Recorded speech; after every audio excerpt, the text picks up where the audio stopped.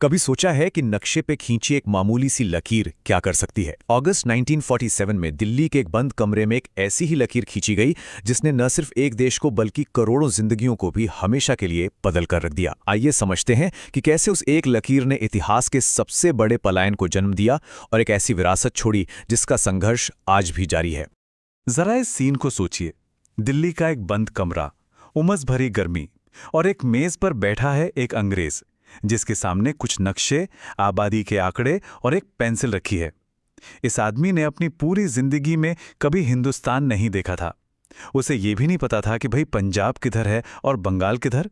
लेकिन ब्रिटिश सरकार को ठीक ऐसे ही एक आदमी की जरूरत थी जो हिंदुस्तान और पाकिस्तान के बीच की सरहद तय कर सके। उस आदमी को इस बात का जरा भी अंदाजा नहीं था कि उसकी खींची एक लाइन, सिर्फ एक लाइन, 2 करोड़ लोगों को अपने ही घरों से बेघर कर देगी। उसे यह भी नहीं पता था कि उसकी वजह से लाखों लोग मारे जाएंगे।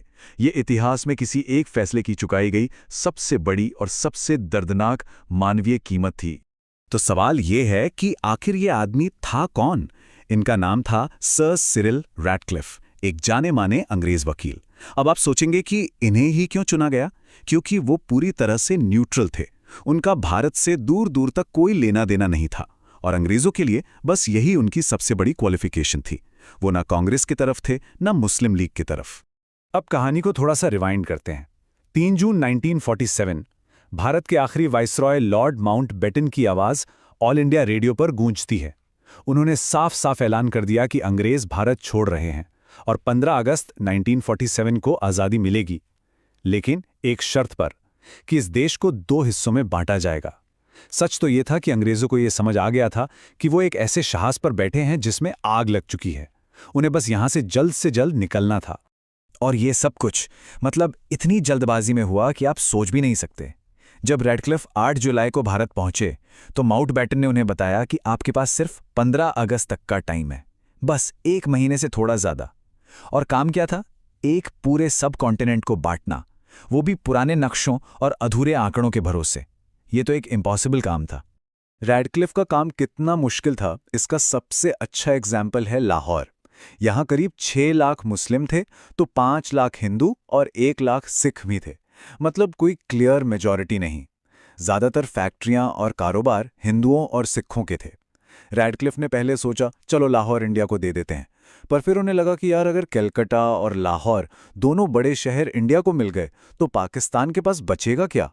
तो आखिर में उन्होंने लाहौर पाकिस्तान को दे दिया। और बंटवारा सिर्फ जमीन का नहीं हो रहा था, नहीं, हर एक चीज बट रही थी। हर फाइल, हर कुर्सी मेज, यहां तक कि एक एक बोर्ड पेन भी। एक बहुत ही मजेदार बल्कि कहूं तो अजीब किस्सा है 60 बत्तखों का। बंगाल सरकार ने इंग्लैंड से 60 बत्तखें मंगवाई थी।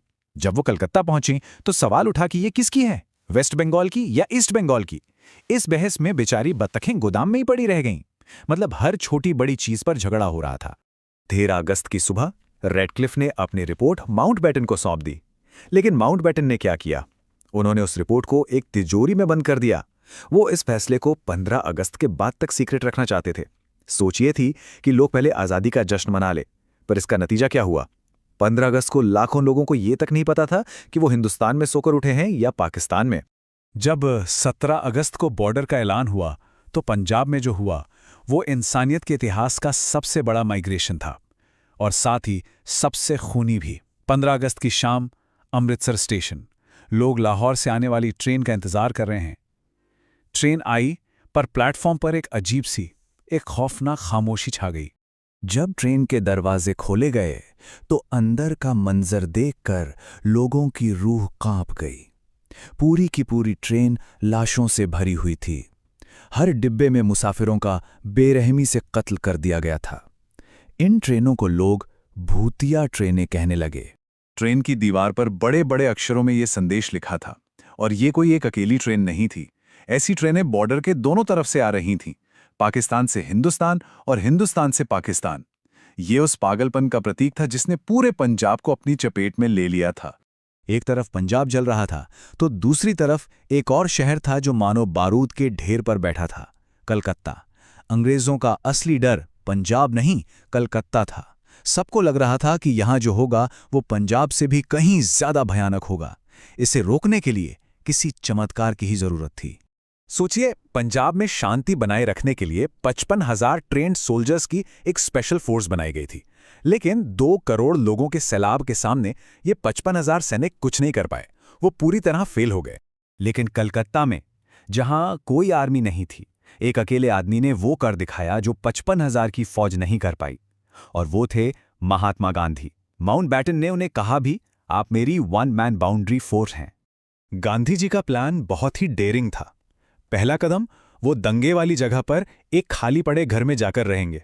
दूसरा, वो भी किसके साथ? एचएस सोहरावर्दी के साथ, जिन्हें हिंदू कलकत्ता का कसाई मानते थे। और उनकी शर्त ये थी कि अगर एक भी जान गई तो वो आमरण अनशन पर बैठ जाएंगे। शुरुआत में हिंसा हुई और गांधी जी अपने कहे मुताबिक अनशन पर बैठ गए। 3 दिन में ही उनकी हालत बिगड़ने लगी। और फिर सच में एक चमत्कार हुआ। वही गुंडे जो कल तक दंगे भड़का रहे थे, गांधी जी के त्याग से पिघल गए।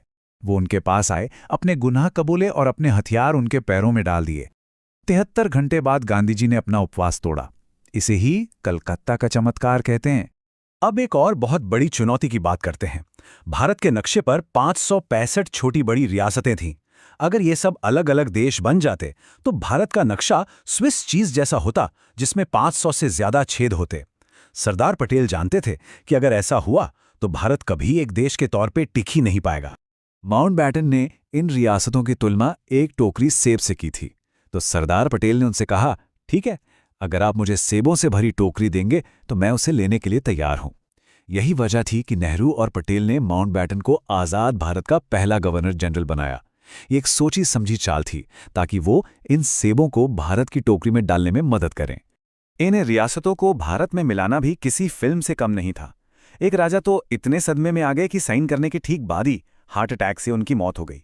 जोधपुर के युवा महाराजा ने तो विलय पत्र पर साइन करने के बाद वीपी मेनन के सिर पर पिस्टल ही तान दी। और जूनागढ़ के नवाब साहब, वो तो अपने 2000 कुत्तों को लेकर कराची भाग गए। लेकिन एक सेब था जो इस टोकरी में आसानी से नहीं आया, और वो भारत की सबसे बड़ी, सबसे उलझी हुई पहेली बन गया, कश्मीर। यहां की सिचुएशन इतनी अलग थी कि इसका कोई आसान हल था ही नहीं। देखिए, कश्मीर का मामला जूनागढ़ से ठीक उल्टा था। जूनागढ़ में राजा मुस्लिम, प्रजा हिंदू। कश्मीर में राजा हिंदू, प्रजा मुस्लिम। जिन्ना इसी का फायदा उठाकर कश्मीर पर सौदेबाजी करना चाहते थे। इस बीच कश्मीर के महाराजा हरि सिंह का अपना सपना था, एक आज़ाद कश्मीर का। फिर जो हुआ बहुत तेजी से हुआ। पाकिस्तान ने कबालियों को भेजकर कश्मीर पर हमला करवा दिया। लेकिन वो लोग बारामूला में लूटपाट में लग गए और इसी वजह से श्रीनगर पहुंचने में देर हो गई। बस यही देरी महाराजा हरि सिंह के काम आ गई।